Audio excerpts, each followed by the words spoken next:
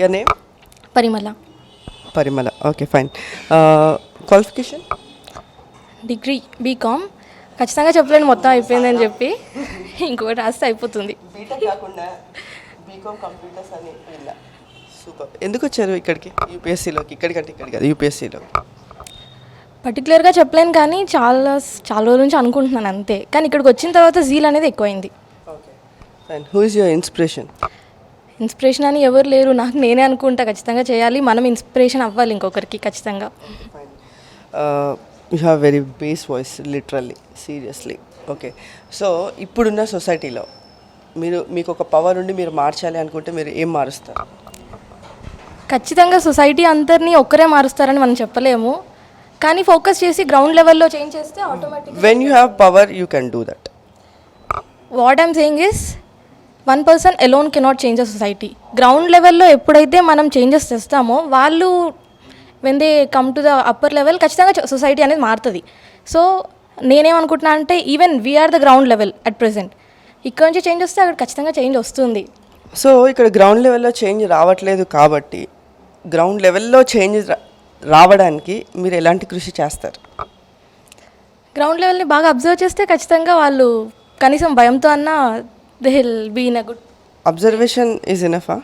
Observe చేస్తే ఖచ్చితంగా భయంతో దేర్ ఆర్ సమ్ మెంబర్స్ భయంతో చేసేవాళ్ళు కొంతమంది ఉంటారు, ఇన్స్పైర్ చేసేవాళ్ళు కొంతమంది ఉంటారు. నాకు తెలిసి ఇన్స్పైర్ చేసేవాళ్ళు చెప్పకపోయినా చేసేస్తారు, భయంతో చేసేవాళ్ళు అబ్జర్వేషన్ పెడితేనే చేస్తారు.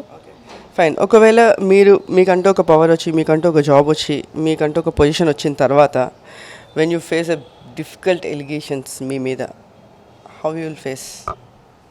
డిఫికల్ట్ ఎలిగేషన్స్ వచ్చినా కూడా మనం ఫేస్ చేయాలి ఖచ్చితంగా. ఒకటి ఏంటంటే స్కిప్ అయిపోకూడదు, దాంట్లోంచి స్కిప్ అవ్వకుండా ఉంటే ఆటోమేటిక్గా ఫ్లోలో వెళ్ళిపోతూ ఉంటే ఖచ్చితంగా ఏదో ఒకటి మంచిగానే జరుగుతుంది. సో ఫ్లోలో ఫాలో అయిపోవాలి అంటారు. ఓకే, సో యూపీఎస్సికి సంబంధించి మీరు తీసుకున్న ఇది చెయ్యాలి అన్న తర్వాత మీకు ఎదురైన పెద్ద డ్రాబ్యాక్ ఏంటి? తీసుకున్న తర్వాత డ్రాబ్యాక్ అంటే ఏం లేదు, ఛాలెంజెసే ఫేస్ చేస్తూ ఉంటాం మ్యాక్సిమం.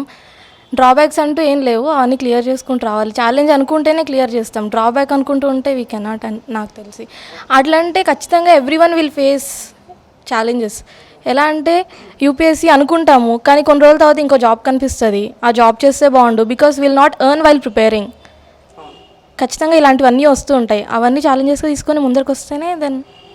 సో సాధారణంగా మనం ఏదైనా పని చేస్తున్నప్పుడు మనని సపోర్ట్ చేసే వాళ్ళనికంటే వెనకాల లాగే వాళ్ళే చాలామంది ఉంటారు కదా. సో అదే అడుగుతున్నా, సో అలాంటి వాళ్ళు ఉన్నారా? ఖచ్చితంగా వాళ్ళు ఉంటేనే మనం అనుకునేది చేస్తాం, బికాస్ సపోర్ట్ చేసే వాళ్ళు they will play at least 30% role, కానీ వెనక లాగే వాళ్ళు ఎంతమంది ఉంటే అంత ముందరికి వెళ్తాం మనం. నాకు తెలుసు. సో వాళ్ళు లాగేసినా మనం ముందుకు వెళ్ళాలి అంటారు, అంతేనా? ఓకే, సో ఈ ఇన్స్టిట్యూట్ గురించి ఒక వర్డ్లో చెప్పాలంటే ఏం చెప్తారు? తిరుమల ఇన్స్టిట్యూట్స్ అని మాత్రం చెప్పకండి. కొంచెం ఎక్కువ అనుకోకపోతే మేము ఇక్కడికి ఓన్లీ వింగ్స్తో వస్తే they will help us to fly. Super, thank you so much, all the best. Thank you so much. Nandan Sai. So your qualification? B Com degree. B Com degree అయిపోయిన వెంటనే యూపీఎస్సీలోకి వచ్చావా? ఎస్. ఎందుకంటే మనకి యూపీఎస్సీలో వచ్చాక రెస్పెక్టబుల్ పొజిషన్ ఇలా చాలా చేంజెస్ మనలో వస్తాయి, మనకి సొసైటీ మీద వ్యూ తెలుస్తుంది. సో అందుకే వచ్చాను. మీరు పవర్ స్టార్ పవన్ కళ్యాణ్ ఫ్యానా? కాదు, ఎన్టీఆర్ ఫ్యానా? Okay fine. సో యూపీఎస్సీలోకి రావడానికి మెయిన్ రీజన్ నాకంటూ ఒక రెస్పెక్టబుల్ పొజిషన్ వస్తుందండి. సో ఆ రెస్పెక్టబుల్ పొజిషన్ని ఎంతవరకు రెస్పెక్ట్ఫుల్గా నువ్వు ఫుల్ఫిల్ చేయగలుగుతానని అనుకుంటున్నావు? సో నాకున్న రూల్స్, నాకున్న లిమిటేషన్స్, నాకున్న పవర్స్ అవన్నీ యూజ్ చేసుకొని నేను ఒక సొసైటీలో ఒక రెస్పెక్టబుల్ పర్సన్ లాగా ఉంటానని అనుకుంటున్నాను. సో యూపీఎస్సీలోకి రావడానికి ఎనీ ఇన్స్పిరేషన్, రోల్ మోడల్స్ ఎవరైనా ఉన్నారా? No one. సో నీకు నువ్వే? Okay fine. సో బీకామ్ ఎప్పుడు అయిపోయింది? 2020 డిసెంబర్, అంటే due to corona exams postpone అయ్యి. రాసావా ఎగ్జామ్స్? రాసాను. పాస్ అయ్యావా? Okay fine. సో బీకామ్ అయిపోయిన వెంటనే యూపీఎస్సీకి వచ్చేసావు, ఒక 1 year గ్యాప్ అనుకుంటా, రైట్? సో 1 yearలో ఏం చేసావు? నేను ఫైనాన్షియల్గా కొంచెం బాగుండకపోతే వేర్ హౌస్లో వర్క్ చేశాను యాజ్ ఏ డిఈఓ. సో నాకు కరెక్ట్ ఆపర్చునిటీ దొరకగానే ఇక్కడికి వచ్చాను యూటిలైజ్ చేసుకోవడానికి. ఇప్పుడు కూడా వర్క్ చేస్తున్నావా? లేదు, ఇప్పుడు only concentrating on UPSC. Okay, so ఈ ఇన్స్టిట్యూట్కి రావడానికి రీజన్ ఏంటి? సార్ ఎక్స్ప్లెయిన్ చేసిన విధానం చాలా బాగా నచ్చింది. నాకు అర్థమవుద్ది. బట్ నేను ఒకసారి మా ఫాదర్కి చూపించాను సార్, ఒకసారి ఇది వీడియో చూడు డాడీ, వీళ్ళు సార్ ఇంతకుముందు ఆన్లైన్లోనే ఉంటుండే, ఇప్పుడు ఆఫ్లైన్లో కూడా చేస్తున్నారు, ఒకసారి చూడనగానే మా డాడీకి కూడా అర్థమైంది ఆ video. So I opted this coaching. My father also suggested. Okay, మీ ఫాదర్ ఏం చేస్తుంటారు? My father is a driver in warehouse. So father వేర్ హౌస్లో డ్రైవర్గా వర్క్ చేస్తున్నారు అండ్ నువ్వు యూపీఎస్సీకి ప్రిపేర్ అవుతున్నావు. సో ఒక ఫ్యామిలీని పైకి తీసుకురావాలి అంటే ఎర్నింగ్ అనేది చాలా ఇంపార్టెంట్. సో మీ డాడీ ఫినాన్షియల్ స్టేటస్ ఎలా ఉన్నా, సో ఒక పర్సన్గా అంటే ఒక అబ్బాయిగా you have to earn something and you have to support your family, right? So ఇలాంటి టైంలో నువ్వు యూపీఎస్సీలోకి వచ్చావు అంటే your dream is big, okay అనుకుందాం. సో ఇప్పుడు ఒకవేళ ఫినాన్షియల్గా సపోర్ట్ చేయాలి అంటే ఏం చేస్తావు? సో ఫస్ట్ ఆఫ్ ఆల్ నేను ఈ బ్యాచ్ అయితే కంప్లీట్ చేస్తాను. తర్వాత I will see if daddy handle చేయగలడా, లేకపోతే నేను మళ్ళీ వర్క్ చేయాల్సి వస్తుంది, మళ్ళీ అంటే బ్యాలెన్స్ చేసుకోవాలి. బ్యాలెన్స్ చేసుకోగలుగుతావా? చేసుకోగలుగుతున్నాను. సో యూపీఎస్సీ క్రాక్ చేస్తావా 2022లో prelims? I believe in one thing, నేను ఎఫర్ట్ని గ్యారంటీ ఇవ్వను కానీ సక్సెస్ని గ్యారంటీ ఇవ్వలేను. So my name is Prashanth. Prashanth చెప్పండి, మీ క్వాలిఫికేషన్ ఏంటి? BTech as usual, mechanical engineering. ఈ year passed out. So BTech నుంచి యూపీఎస్సీకి ఎందుకు వచ్చారు? See it's my fundamental right to I have fundamental rights that I can gain public opportunity. So నాకు చాలా ఆపర్చునిటీస్ ఉన్నాయి కాబట్టి, and in these opportunities government gives the most responsible job. So I choose that. Okay, government most responsibility feel అవుతుందని అనుకుంటారు. So ఇప్పుడున్న సొసైటీలో ఇప్పుడున్న government ఎంత వరకు రెస్పాన్సిబిలిటీ ఫీల్ అవుతుంది సొసైటీ పట్ల అని మీరు అనుకుంటున్నారు? సో గవర్నమెంట్ అనేది సింగిల్ పర్సన్ కాదు, ఇట్ వేరీస్. దానిలో చాలామంది ఉంటారు. See it's like a team work. ఒక్కరు వర్క్ చేస్తే సరిపోదు, ప్రతి ఒక్కరు వర్క్ చేయాలి. సో ఇండివిజువల్గా ఎఫర్ట్స్ బాగున్నా కానీ టీమ్ ఎఫర్ట్స్ బాగాలేకపోతే ఆ గవర్నమెంట్ నిలబడదు. So we can guarantee only our work, not others work. So government ఎంత ఎఫిషియెంట్గా ఉంది అంటే we cannot judge any one. It depends on various factors, because చాలా ప్రెజర్స్ ఉంటాయి, అవన్నీ మేనేజ్ చేస్తూ వర్క్ చేయాలి. Every one will try to do their best, but because of some external factors there will be delay in the work. మీ దృష్టిలో ఒక society బాగుండాలి అనుకుంటే గవర్నమెంట్ పాత్ర ఒకటే ఇంపార్టెంట్, పబ్లిక్ సిటిజన్ కూడా రెస్పాన్సిబుల్ ఫీల్ కావాలి.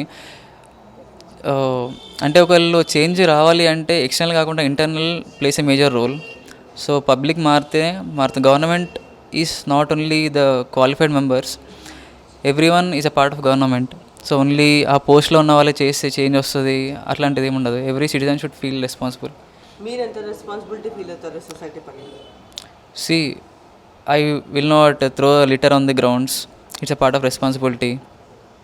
Bikes చాలా తక్కువ యూజ్ చేస్తాను. So I'm reducing, I'm not contributing the pollution and food waste చేయను. So there will be many factors. ఇది మీ పర్సనల్గా? యా, నా పర్సనల్గా సొసైటీ పట్ల నేను అడిగాను. సో ఇవన్నీ మీరు చెప్పినవన్నీ ఓకే, బట్ ఒక సొసైటీలో మీ ముందు ఏదైనా జరిగితే మీరు దాన్ని ఎంతవరకు ఖండిస్తారు? ఏదైనా అంటే ఇలాంటిది ఏదైనా వాట్ ఎవర్ ఇట్ ఈస్, అది గొడవ కావచ్చు, లేకపోతే ఒక అమ్మాయి మీద యూటీజింగ్ కావచ్చు, ఒక అత్యాచారం కావచ్చు, ఏదైనా కావచ్చు. సో దాన్ని మీరు ఎంతవరకు ఇస్తారు? యూటీజింగ్ అత్యాచారం వల్ల అంటే చాలా జరుగుతున్నాయి. అంటే గవర్నమెంట్ చాలా స్టెప్స్ తీసుకుంటుంది, but I cannot say that eats not అంటే సక్సెస్ అవ్వలేదని చెప్పలేను, కానీ పార్షియల్ సక్సెస్. బికాస్ ఒకరిని మనం అరెస్ట్ చేసినా అంటే అతనికి శిక్ష వేసినా కానీ నెక్స్ట్ అతను వస్తుంటాడు. యాక్చువల్లీ అది మైండ్ సెట్లో ఉంటుంది. మైండ్ సెట్ చేంజ్ చేయడం అనేది చాలా కష్టం.